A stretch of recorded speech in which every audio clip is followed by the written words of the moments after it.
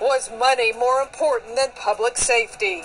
I got pulled over 5 times within 4 days. Do the changes go far enough? Our goal is to have a Brookside Police Department that treats everyone with dignity and respect. Brookside in the spotlight. We're just a Thai community. But policing for profit stretches across the country. The real cost and the push for change. Good evening. 3 years after we first heard the complaints about Brookside's aggressive ticketing traps, many are still asking who will be held accountable for the pain and financial losses that drivers faced. Have changes gone far enough? Intimidation, shakedowns, harassment, too many accounts to dismiss as just disgruntled ticketed drivers. We begin with how the tiny town of Brookside grew to become the poster child for policing for profit. She left her out here by herself, man. She was abandoned right here. We're going to deal with this. What's your name? What's your name? A young woman left stranded on the side of the road after Brookside police pulled her over. Go ahead and step out of the vehicle for me, please. Why do I have to step out of the vehicle? You're failing to answer my questions. Go ahead and step out of the vehicle. How do I fail to answer your questions? I don't have to answer your questions. Put your hands behind your back. Okay?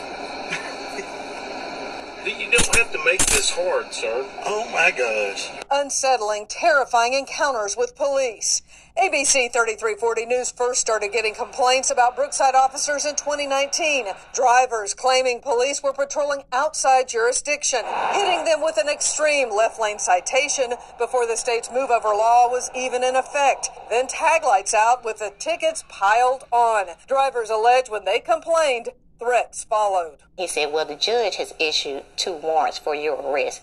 And where do you work? Which ABC 3340 reported to state and federal law enforcement. After our news stories, town officials would not return our calls or emails for information. For years, employees were told they'd be fired if they talked to Cynthia. Hundreds of drivers packed municipal court every month. So many, officers had to direct traffic. Because I believed that there were a lot of people that were being judged unfairly and not being told of their rights. All in a tiny town of 1,300 people with a single business, no main street or even a stoplight. It was a police force that grew from a single officer to 14. Chief Mike Jones transforming the department's look and mission. Blacked out vehicles, officers dressed in SWAT-like uniforms who wouldn't even sign their names to tickets. A tank and SWAT unit, even a canine named Cash. Although major crime here was virtually non-existent, on social media, Chief Jones painted his town as a drug-infested, crime-ridden community that needed his force's protection. And the money from what many called excessive, unjustified ticketing rolled in, the money accounting for 50% of the town's budget. But a lot of small towns operate on that model. Attorney Terrell McCants represents drivers who feel their rights were violated in Brookside. He says the police department's requests for cash to get out of jail rather than going through a bail bondsman were a red flag. If you give us the money, we let you go, which is highly unusual for municipalities. Yeah, give us $600, give us some cash, and you can go.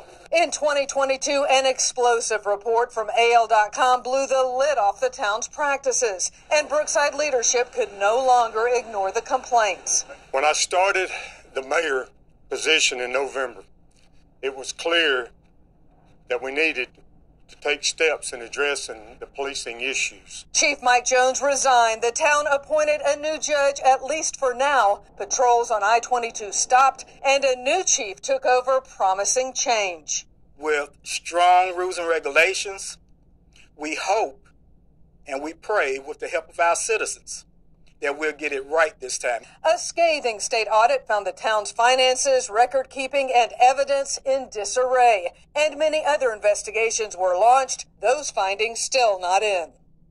Anyone who gets a ticket gripes about the cost. Most of us just pay up and move on. But when we sat in on Brookside's municipal court 2 years ago and heard the fines and fees stacked on defendants in the thousands of dollars, it was alarming. How would those who are poor, have children just scraping by, afford to pay up? And how would the court records affect their lives?